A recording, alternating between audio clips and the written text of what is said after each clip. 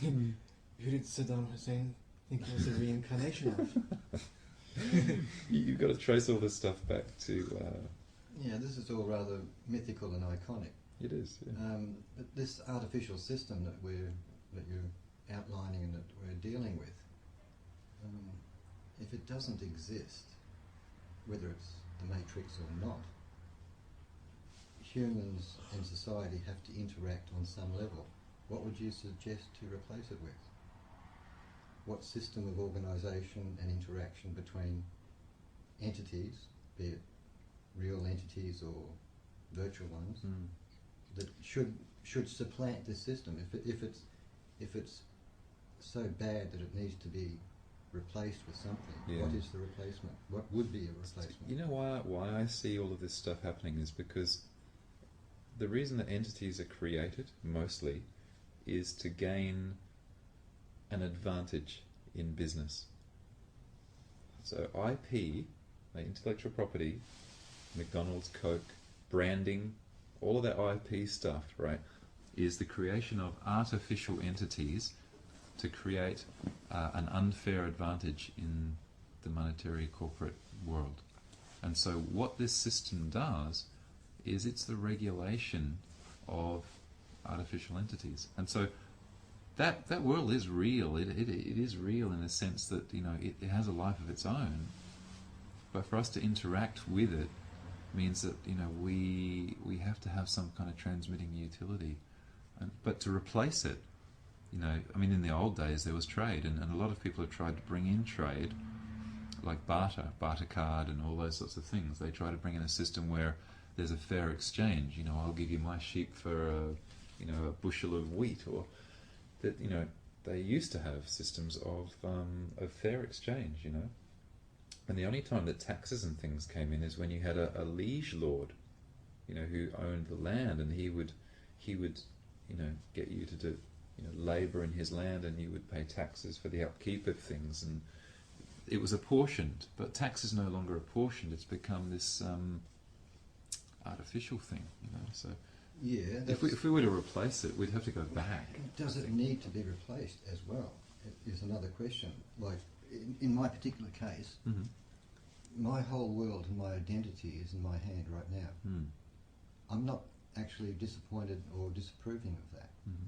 I haven't actually. Today was the first day I actually went to a bank and got cash dollars. Yeah. I wouldn't say this year, but certainly very, very many months. Yeah. I run my life through my credit card, my financial life. Yeah. And I'm perfectly happy with that, because I don't have to deal with the, you know, the cash stuff or whatever. Sure. And most the people fact are. that if I do it this way, the one benefit of it is that every transaction I make is automatically recorded. Yeah. I don't have to account for anything personally. I don't have to use cash. I don't have to deal with the fact that I do or do not have actually cash on me or whatever, as long as my bank account's got a certain overhead in it.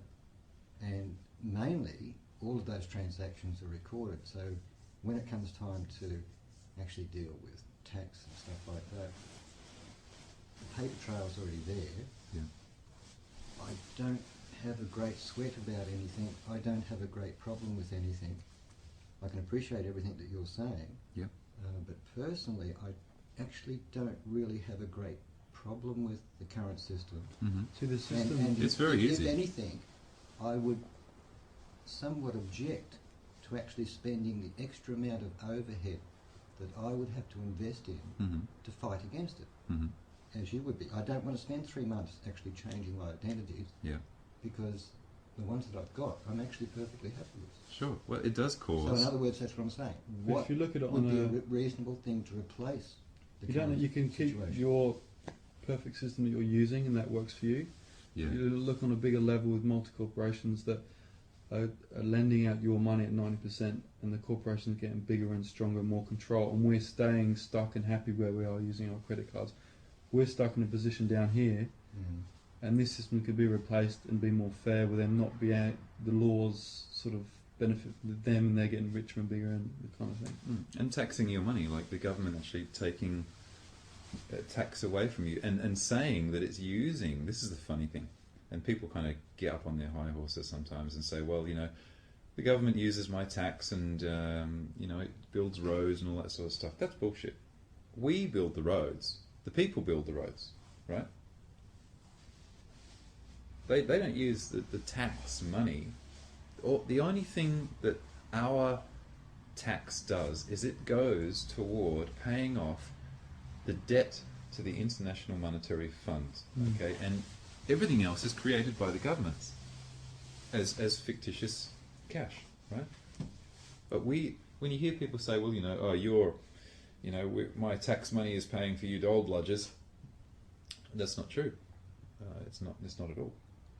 That's far from the truth. So, but the government is taking your hard labour, paying you pittance for it, whatever job that we're all doing. I mean, if you're working for $50 an hour, I mean, if you think about it, that $50 or those 50 credits that you get, if you got $50 an hour, and not many people get $50 an hour, okay? You think about that, an hour of your time on this planet, of your life, blood and sweat, and then the government comes along and takes out 30% or whatever it takes out of that, right? And you get given nothing. You don't get paid in anything, right? So you get nothing of value for it. And even if you bought something of value for it, what would you buy it with? You'd buy it with the private credit of the International Monetary Fund. You'd be buying it with these pieces of paper. Not with your hard-earned cash. Yeah. Not with yours, because there is no money.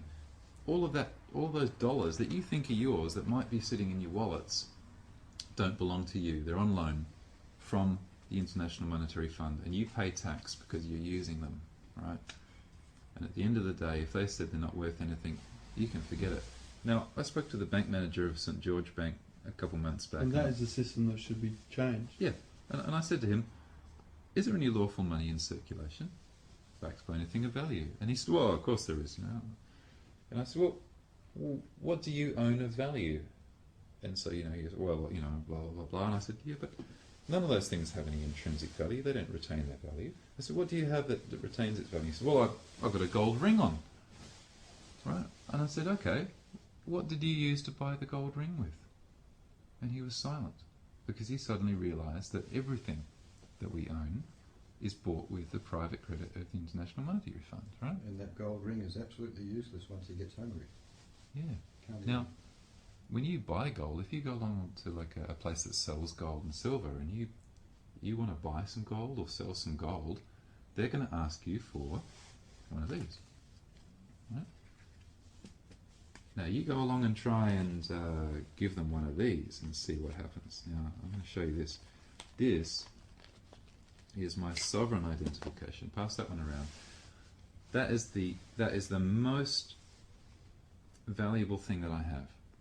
It's my sovereign identification. I created it myself. It's my photo. It's my real name. It's my real signature, and my real date of birth. Which, by the way, everyone's date of birth is hearsay, because I mean, were you there at the time? You might have been, but I mean, do you know? Can you actually, anyone here prove that they were born on the day that you were told you were born? Right. So it's hearsay. Now, when you go along and buy some gold, they're going to ask you for some ID. I dropped that one on the table and said, here you go. They wouldn't accept it. No, sorry. I said, why not? They said, we need a government ID. I said, why is that? And she said, well, we need proof of who you are. And I said, well, I'm giving you proof of who I am. This is who I am. I'm saying who I am, because I tell the government who I am, and then they issue these second-hand documents, okay, which say who they think I am based on who I've told them that I am.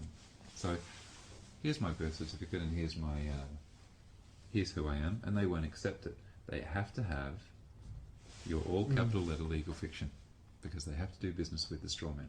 They can't do business with a natural flesh and blood being. Okay, and so that transaction is recorded. And if you buy gold, what do you buy it with? You buy it with the private credit of the International Monetary Fund, which isn't yours. And so they can just go and take back all this stuff if they wanted to.